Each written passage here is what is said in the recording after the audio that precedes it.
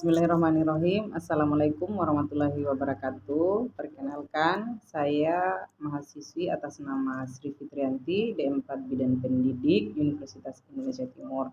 Pada kesempatan ini, saya akan membawakan bahan ajar dalam ujian micro teaching dengan judul Gangguan Kesehatan Reproduksi. Dan terima kasih banyak kepada dosen pembimbing saya micro teaching, yaitu Ibu dosen Ismawati SST MKes atas bimbingannya, sehingga ujian micro teaching ini dapat saya laksanakan dengan lancar.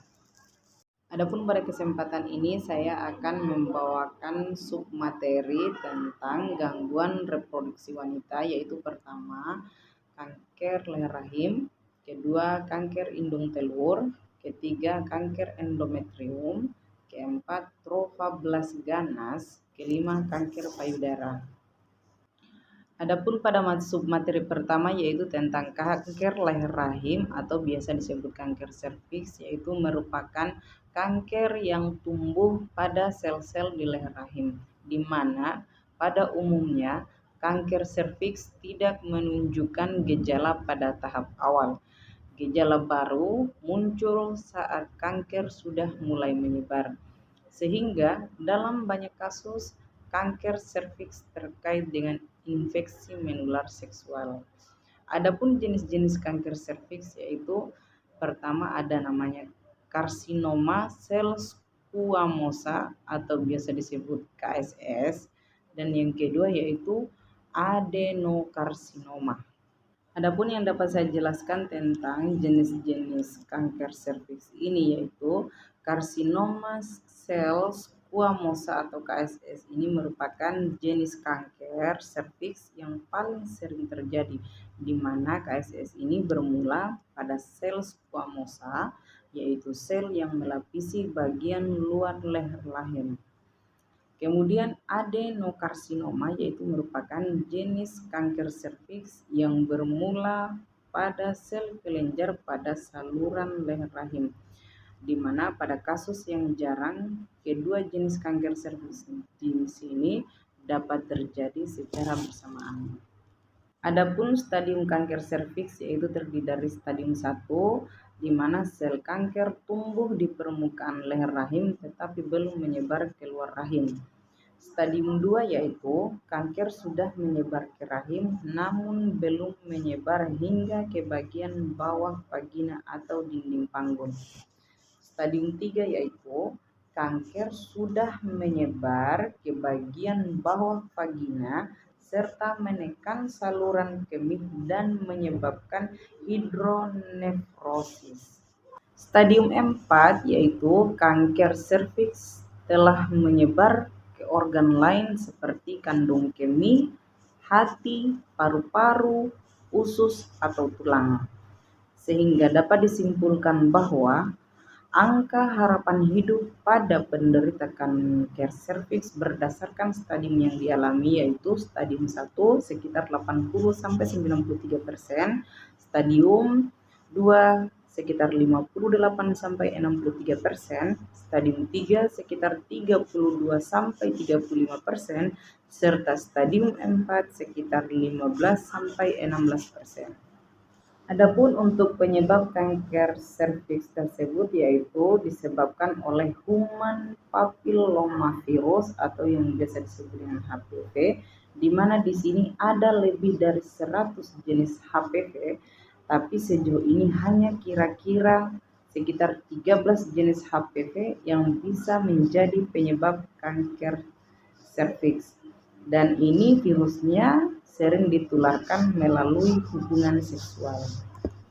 Adapun faktor risiko dari kanker serviks tersebut yaitu pertama, usia yang semakin bertambah, kedua, faktor keturunan, ketiga, aktivitas seksual dengan banyak pasangan, keempat, kebiasaan merokok, kelima, mengkonsumsi sayur dan buah yang kurang, kemudian kelebihan berat badan atau obesitas, penggunaan kontrasepsi oral jangka panjang, sudah beberapa kali hamil atau melahirkan, kemudian hamil atau melahirkan di usia yang sangat muda, lalu terkena infeksi chlamydia, dan pengobatan yang menurunkan sistem imun atau imunosupresi, lalu penggunaan obat dietilbestrol atau biasa disebut dengan DES, dan kesulitan akses kesehatan yang memadai.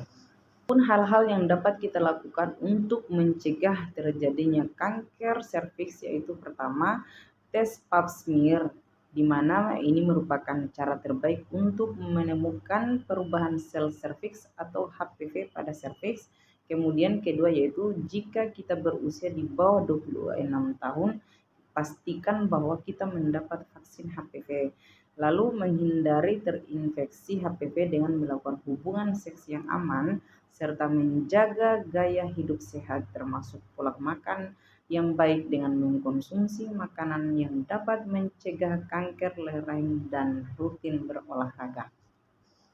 Lalu untuk penanganan kanker serviks yaitu dilakukan dengan beberapa tindakan. Pertama yaitu operasi, di mana tindakan ini akan mengangkat bagian yang terinfeksi kanker. Yang kedua yaitu radioterapi, di mana radioterapi di sini yaitu pada tahap awal kanker serviks Anda dapat ditangani dengan radioterapi atau dikombinasikan dengan operasi. Apabila kanker sudah berada pada tahap lanjut, maka dokter dapat merekomendasi radioterapi dengan kemoterapi untuk mengurangi perdarahan dan rasa sakit pada pasien. Kemudian yaitu kemoterapi, di mana kemoterapi pada kanker serviks dapat dilakukan sebagai pengobatan tunggal ataupun digabung dengan radioterapi.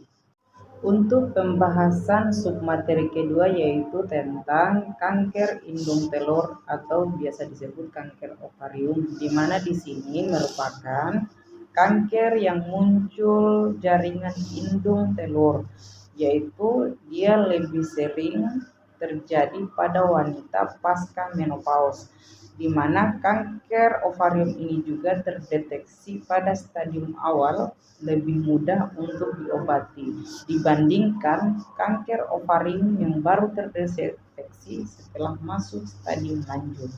Adapun untuk penyebab kanker ovarium yaitu terjadi karena adanya perubahan atau mutasi genetik pada sel-sel ovarium, sehingga ada beberapa faktor yang dapat meningkatkan risiko seseorang mengalaminya, yaitu pertama berusia di atas 50 tahun, kemudian merokok, menjalani terapi penggantian hormon saat menopause, memiliki anggota keluarga yang menderita kanker ovarium atau kanker payudara, yaitu menderita obesitas, lalu pernah menjalani radioterapi, pernah menderita endometriosis, serta menderita sindrom Lynch.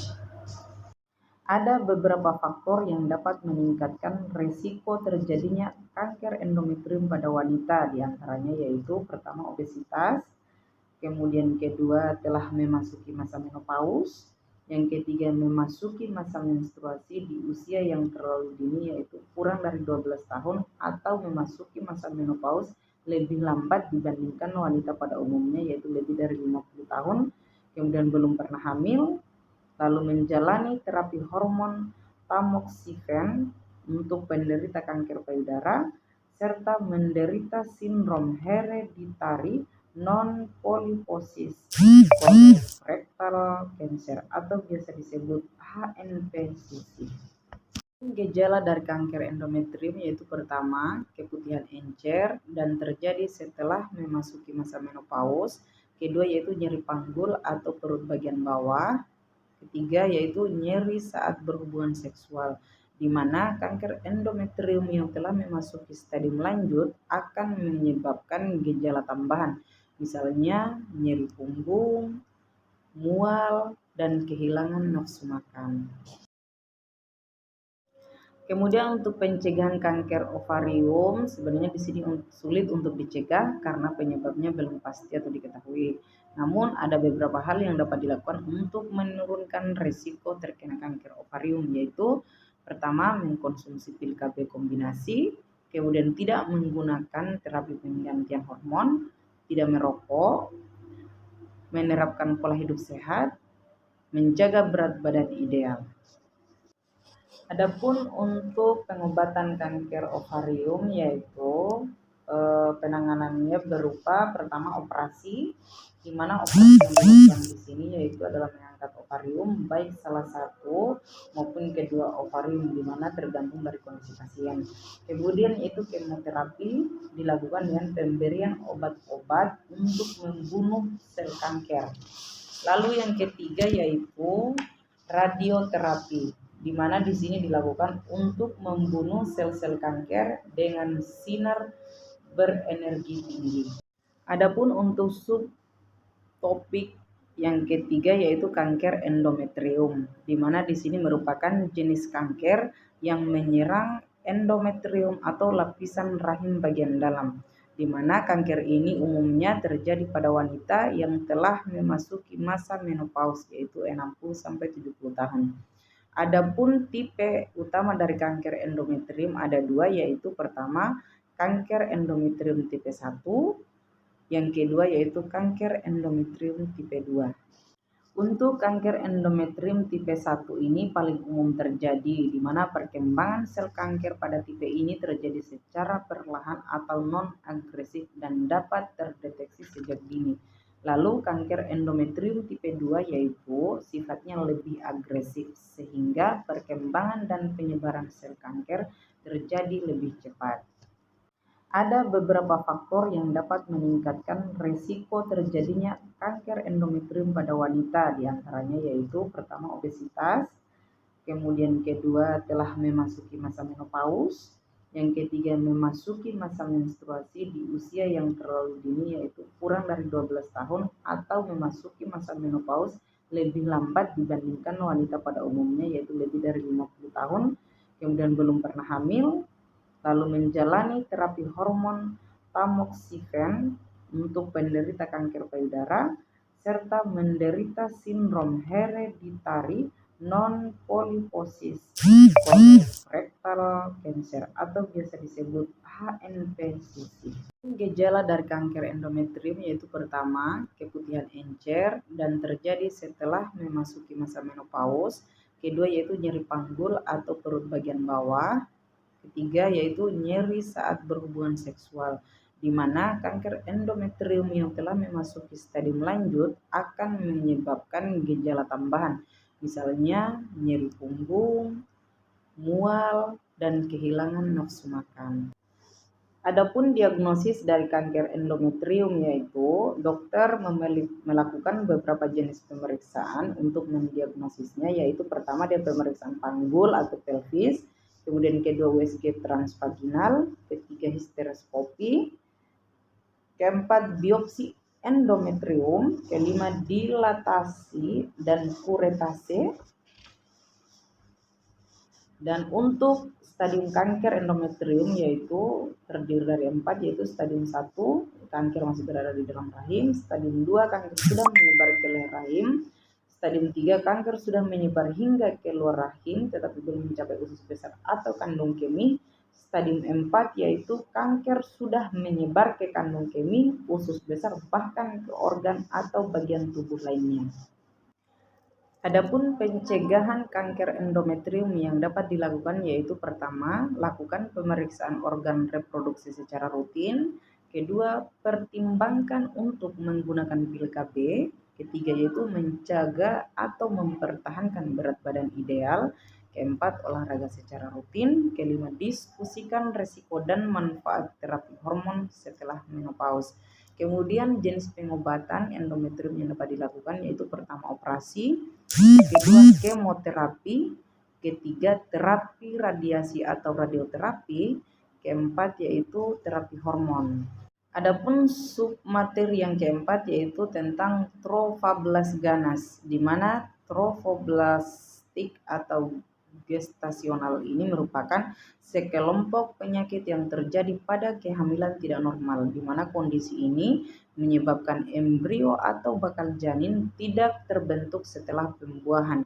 Trophoblastik gestasional umumnya tidak berbahaya, tetapi ada beberapa jenis yang bersifat ganas. Adapun jenis penyakit trophoblastik gestasional ini yaitu pertama, hamil anggur, yang kedua, trofoblastik gestasional neoplasia. Adapun tanda dan gejala penyakit trofoblastik gestasional yaitu pertama, rasa sakit dan tertekan serta tidak nyaman di area panggul. Kedua, perdarahan dan vagina di luar siklus menstruasi. Ketiga, perdarahan vagina yang terus-menerus dan tidak normal setelah melahirkan. Kemudian napas sesak dan berat, lalu pusing, serta cepat lelah. Kemudian pembesaran rahim yang lebih cepat dari usia kehamilan, serta mual dan muntah yang parah ketika hamil. Kemudian untuk subpokok materi kelima yaitu adalah kanker payudara, di mana di sini merupakan kondisi ketika sel kanker terbentuk di jaringan payudara. Kanker bisa terbentuk di kelenjar yang menghasilkan susu atau lobulus atau di saluran duktus yang membawa air susu dari kelenjar ke puting payudara. Kanker juga bisa terbentuk di jaringan lemak atau jaringan ikat di dalam payudara. Pada kanker payudara tersebut ada beberapa jenis, yaitu pertama ductal karsinoma in situ, di mana kanker ini tumbuh di duktus dan tidak menyebar ke jaringan sekitarnya. Kemudian yang kedua yaitu lobular karsinoma in situ, yaitu kanker yang tumbuh di lobulus. Lalu invasif ductal karsinoma yaitu kanker yang tumbuh di duktus dan bisa menyebar ke jaringan sekitarnya. Kemudian invasif lobular karsinoma yaitu kanker yang tumbuh di lobulus dan bisa menyebar ke jaringan sekitarnya. Adapun gejala dan penyebab kanker payudara yaitu seringkali sulit terdeteksi di tahap awal karena ukurannya yang kecil. Benjolan baru dapat teraba jika ukurannya cukup besar. Namun demikian, tidak semua benjolan di payudara berarti kanker. Oleh karena itu, pemeriksaan penting dilakukan guna memastikan apakah benjolan tersebut kanker atau bukan. Kemudian untuk pencegahan dan pengobatan kanker payudara yaitu pengobatannya meliputi terapi radiasi, terapi hormon, kemoterapi, serta prosedur bedah. Untuk pencegahan kanker payudara dapat dilakukan dengan pemeriksaan payudara secara mandiri atau biasa disebut dengan sadari, atau bisa dilakukan oleh petugas medis. Untuk pemeriksaan harus dilakukan secara rutin bila Anda berisiko terserang kanker payudara. Selain itu, disarankan untuk berolahraga secara rutin dan tidak mengkonsumsi minuman beralkohol. Demikianlah materi micro teaching tentang kesehatan reproduksi berupa gangguan reproduksi wanita yang dapat saya bawakan pada kesempatan ini. Semoga dapat bermanfaat untuk rekan-rekan mahasiswa semua. Dan sekali lagi saya mengucapkan banyak terima kasih kepada Ibu dosen Ismawati SST MKes sebagai dosen pembimbing micro teaching saya. Lebih dan kurangnya mohon dimaafkan dan saya akhiri dengan ucapan wabillahi taufiq wal hidayah. Wassalamualaikum warahmatullahi wabarakatuh. Pretend not to care. I like the dimples on the corners of the smile that you wear. I like you more, the world may know, but don't